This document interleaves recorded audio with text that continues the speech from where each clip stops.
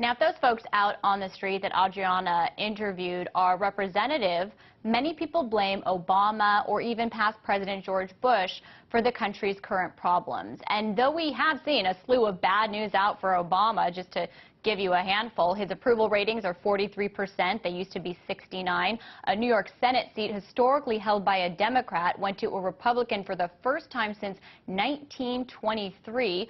Solyndra, the solar panel making plant who got stimulus money, is facing bankruptcy and is now a scandal for the administration. And poverty has hit record highs, we just found out. But my next guest argues this is not about Obama. It's not even about politics. It is about needing a total overhaul of society. And Peter Joseph, filmmaker and founder of the Zeitgeist movement, coming off of his inaugural Zeitgeist Media Festival, he is here to talk about his solutions. Thank you for being here. It's nice to see you. So to start out, Thank you for having me. Absolutely. You argue the solutions to social problems are not politics. What exactly are the solutions called for by the Zeitgeist movement? Well, to understand the solutions, you really have to understand what the problems are. In the broad view, what we're faced with right now is basically the end of a paradigm with respect to our social system. It's not ending because of some bad policy or some political malfeasance or any kind of economic issue. It's ending because it can no longer sustain itself by the natural evolution of human society, the natural evolution of technology, and the inherent mechanisms that define this system, which are slowly growing out of control like a cancer. For example, we have a debt-based currency system. Interest is charged on the money that's loaned. That does not exist outright in the money supply. That, as its very core seed, is really why you see these sovereign debt defaults, corporate debt defaults, personal debt defaults across the world. We have $60 trillion of private and public debt in America alone. You can do the math on how much that is per person. It's only going to grow as well, and this is just the nature of this system. We have an unemployment crisis which is really driven by technology. Technological unemployment has been the major attribute that has moved people from sector to sector. The illusion of most economists is they say, oh, well, technology is actually creating jobs. That's actually a convoluted logic. What happens is, and you can see this, by the way, if you track the Industrial Revolution and all the way to the modern point, you see this very clearly. But what happens is we start off with a certain sector, everyone's employed, technology comes in, displaces human labor, and slowly other sectors emerge, usually on the basis of other technologies. So it's a natural consequence, but it actually isn't a resolution. It actually isn't creating anything. What we're going to end up with is a necessity to have everyone either a lawyer or everyone either working in the entertainment industry, because there's no way you're going to have a manufacturing sector with people actually employed. There's no way you're going to have a service sector with people actually employed, because the cost efficiency that's enabled by technology, it overrides the need for human labor. What happened in Bank of America recently? They just laid off 40,000 people. Do they understand what they're doing? Well, they're actually laying off the... Sorry, go ahead. I just want to get in here to kind of continue the conversation. Sure. Because how do you separate out, I hear what you're saying about technology and about the entertainment industry. I've lived in LA. But I do want to know how you can separate out all of the jobs that we've seen go overseas to countries like China, and all of the people we've seen move into a financial system that people say is overbanked in this country. I mean, there has been a transition in industries and jobs. Oh, well, there absolutely have been. But the question is, when you have 96% of basically the human population, most of the Western, which has the majority of the labor, working in the service sector, which is now being replaced by automated kiosks and many other advanced technological mediums, where is the next sector? I want to point out that I look at this on a global scale. I'm not interested in American unemployment. I'm not interested in any country's specifics, because it's one society, it's one world, it's one economy. The question to be asked is, why are the majority of people, why will the majority of people eventually be unemployed on the planet? And that's because of technology. You can forget about outsourcing and all of that. The only thing to learn from that is that industry and its prime motivation to corporation shareholders is to make sure that they maintain a profit.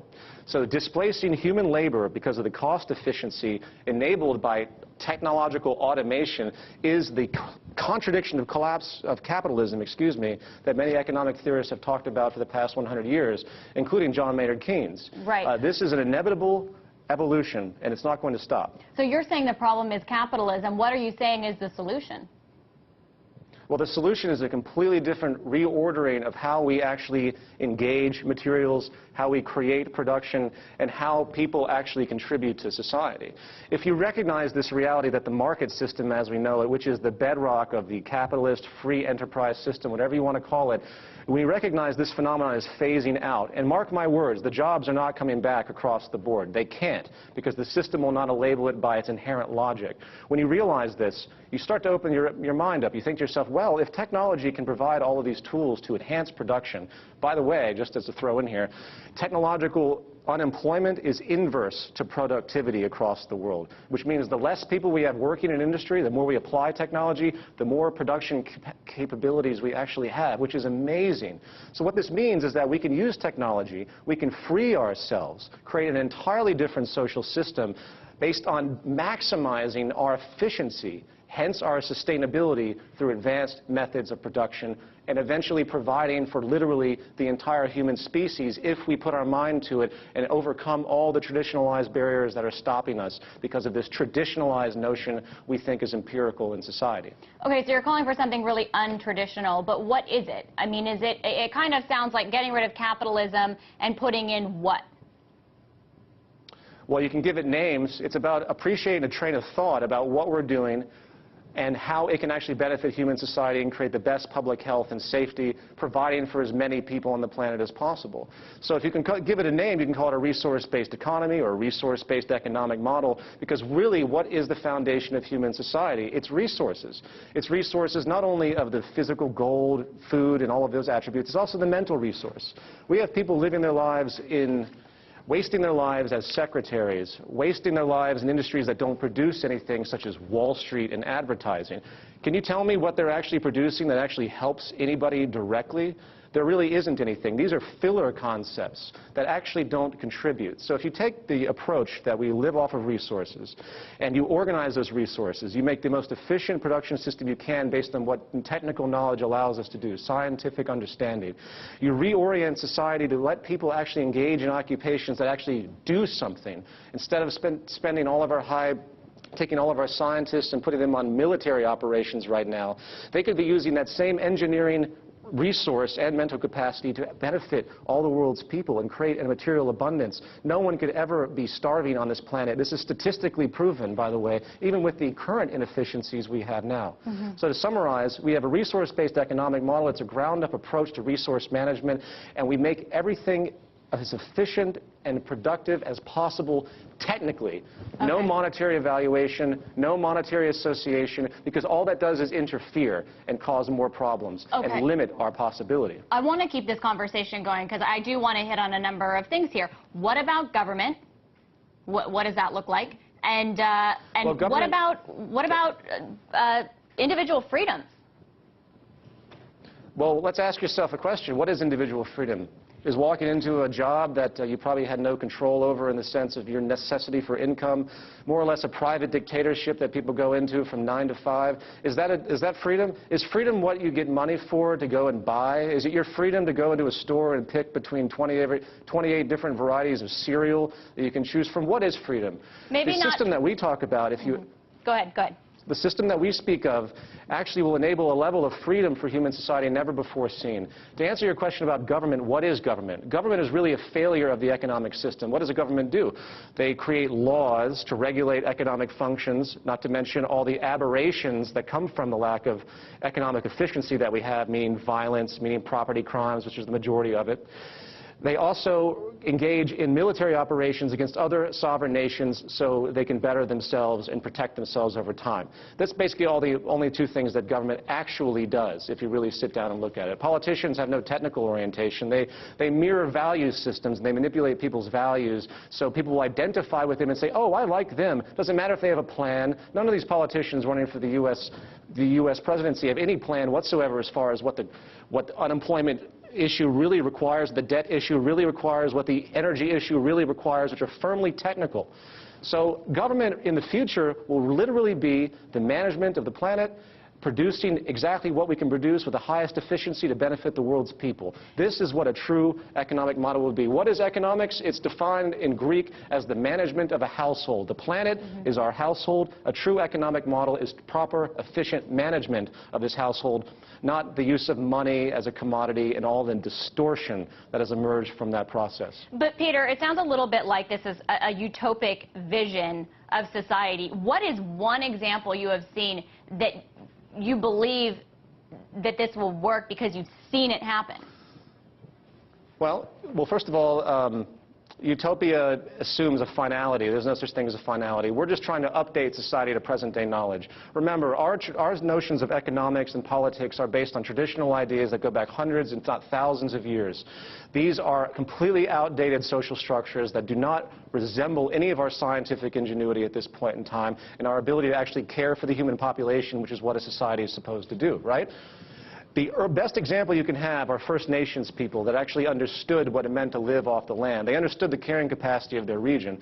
They understood that you don't pollute the stream that they drink from, which is something industry does every single day right now for its necessity to maintain cost efficiency. Okay, Peter, let me ask you this then. Let me ask you this then. Okay. I don't want to go back and work the land. I love what I do. I'm a journalist. I enjoy it a lot. I'm not just going to give that up. So how do you actually make what you're talking about happen? Well, the biosocial pressures that will emerge, that will inhibit your life, that will inhibit the lives of your family, inhibit the lives of everyone else on this planet through time as this system completely deteriorates, will make you question what you value with respect to what you like to do. It's not an issue of what any of us like, okay? It's an issue of what is right and what's sustainable for the human species, what will actually work for us as a society without causing conflict and all of the deprivation and problems that continue to deteriorate our standard of living and create much less safety through society. So if you're to ask a question, oh, well, I like to do this, you have to ask yourself why you like to do that. Is there anything in your history maybe that you like to do other than that? Is there anything in your childhood that you aspired to that maybe you couldn't do because you had to find a wedge into this system to make sure you got it paid for your occupation, which is what all of us have to do?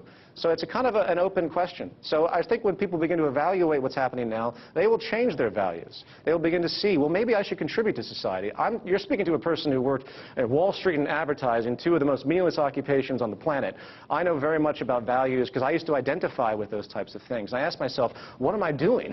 What am I actually doing to contribute to society, this waste of my brain? If everyone actually was on a plane where they could contribute to society, to invent, to engage in a democratic process, to create the world around us, technically, that would be a beautiful state. We would have many Einsteins, many Da Vincis, many powerful minds emerge that are not oppressed by this necessity to come into a monetary system that restricts their possibility. But what incentivizes them if they don't have the ability to gain anything other than the good of, the people?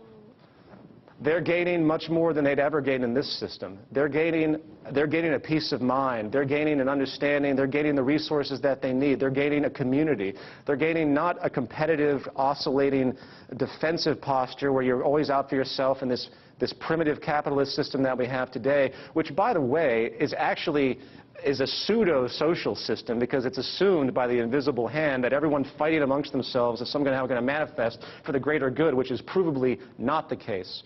So what we have here is a different value orientation where when you contribute to society, it comes back to you. So if I have an amazing invention, I invent it not because I want monetary gain. I know when I invent it, it comes back to me just as it goes to everyone else. And when everybody else invents something or comes up with a new idea, it comes to them and everyone else as well. The social interest must become, self-interest must become social interest if we expect to survive as a species. Peter, otherwise, you're going to see... Peter, it doesn't seem like we would be able to convince a large number of people to do this without conflict. And some would argue, for example, that the Bolshevik Revolution showed rulers of the world at that time what happens if you don't listen to the have-nots, which are who suffers in the capitalist system that you're critical of. Are we at that moment again yet? Well, I wouldn't conflate such issues. First of all, you have to step back and look at the technical orientation. You can't say, oh, this will never happen because of where we are today. That's the wrong train of thought. If everyone thought like that, we wouldn't be anywhere. If you realize the technical orientation of what's possible to meet the needs of the human population, to eliminate war if we simply work together, to share resources, to create almost an infinite amount of energy if we applied our technology correctly, if we actually applied these things from the ground up, realizing the train of thought, there's no argument to what we can do from here. It's simply a matter of getting it done. And in my experience, however, as I engage this movement and I begin to talk to people about this issue, I'm amazed at how fast they realize it. There might be some baggage there, but you're eventually going to hit an exponential increase of people who want a massive social change. Why? Because they have to have it. Their survival depends on it. But what is it going to be in the form of? Some kind of revolution? Well, it depends how you define revolution. The real revolution is a revolution of values, not a violent revolution, not a revolution of overcoming the state. The Zeitgeist movement's work is here to bring in people with a common value set in a global community, which is why we're a global entity, obviously. And from that pressure, from this mere understanding, change will be effected. Now, I could go on other tangents about how civil disobedience and different programs could emerge within the movement, but that's irrelevant at this point. If people understand, as the human species as a whole, what's possible, what the real problem is, and what the solution actually is, then it becomes a self-correcting system. The problem is educational. And I think even politicians, even the highest level people in government will wake up to this as well, and eventually the transition will emerge on its own accord. That's pretty optimistic considering how much the political elite benefit from their power. But I appreciate you being here to kind of sort this all out with me and tell us your theories and answer some of the questions that come out of them. That was Peter Joseph, filmmaker and founder of the Zeitgeist movement, fresh off of the Zeitgeist Festival.